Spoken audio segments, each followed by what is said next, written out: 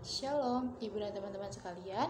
Dengan saya Aurelia Permatauliana, NIM 2171650085. Di sini saya akan mereview buku Pengantar Ilmu Hukum karya R. Suroso. Di mana dalam buku ini PIH merupakan kata singkatan dari pengantar dan ilmu hukum.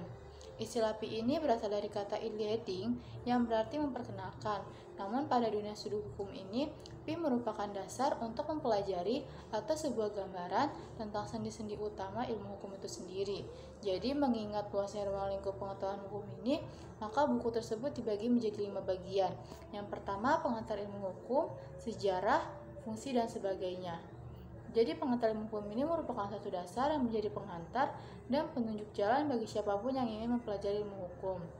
Dalam perpustakaan, ilmu hukum dikenal dengan nama jurisprudence, yang berarti kata jus dan juris adalah hukum atau hak, sedangkan prudence yaitu melihat ke depan atau mempunyai keahlian.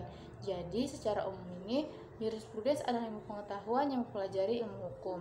Nah, istilah pengantar ilmu hukum ini berperan untuk memperkenalkan segala masalah yang berhubungan dengan hukum dan dapat dilihat bahwa objek dari pengetahuan ilmu hukum adalah suatu pengetahuan yang objeknya adalah hukum itu sendiri.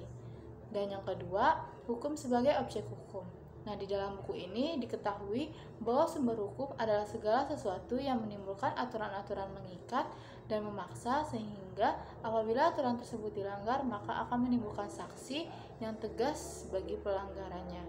Maka dari itu, terdapat beberapa peraturan yang dibuat oleh pihak berwenang dengan tujuan mengatur tata tertib kehidupan bermasyarakat yang bersifat memaksa agar ditaati. Nah, dengan demikian ini, dalam perkembangan masyarakat terdapat 3 jenis fungsi dari hukum.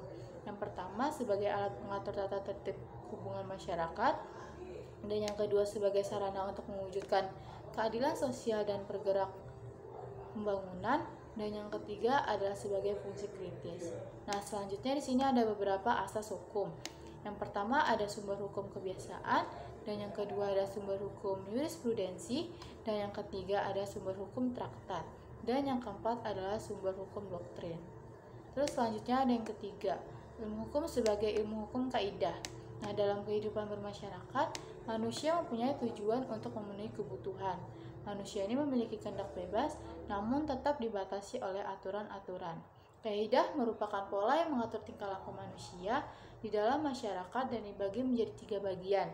Yang pertama, kaidah kesusilaan, dan yang kedua ada kaidah agama atau kaidah kepercayaan, dan yang ketiga adalah kaidah kesopanan. Terus selanjutnya yang keempat adalah hukum sebagai ilmu pengertian. Pada bagian ini dijelaskan lebih lanjut tentang subjek hukum dan objek hukum dalam peristiwa hukum yang disertai pengertiannya masing-masing. Yang pertama itu ada subjek hukum, di mana pengertiannya adalah segala sesuatu yang menurut hukum mempunyai hak dan kewajiban untuk melakukan perbuatan hukum. Dan yang kedua adalah objek hukum, yang pengertiannya adalah segala sesuatu yang berguna bagi subjek hukum dan yang dapat menjadi pokok permasalahan dan kepentingan bagi para subjek hukum. Terus yang kelima, terakhir, ini adalah ilmu hukum sebagai ilmu kenyataan, yang artinya hukum akan dilihat dari penerapannya yang diwujudkan dalam bentuk tingkah laku, dan di sini ada beberapa ilmu kenyataan tentang hukum. Yang pertama ada antropologi hukum, di mana ini merupakan suatu cabang ilmu pengetahuan yang mempelajari pola-pola sengketa dan penyelesaiannya pada masyarakat sederhana maupun masyarakat yang sedang mengalami proses perkembangan dan pembangunan. Terus yang kedua ada sosiologi hukum, yang dimana ini adalah suatu cabang ilmu pengetahuan yang secara empiris dan analitis mempelajari hubungan timbal balik antara hukum sebagai gejala sosial dengan gejala sosial lainnya. Terus yang terakhir ini adalah psikologi hukum, di mana di sini adalah sebagai suatu cabang pengetahuan yang mempelajari hukum sebagai suatu perwujudan dari perkembangan jiwa manusia. Sekian dari saya. Terima kasih.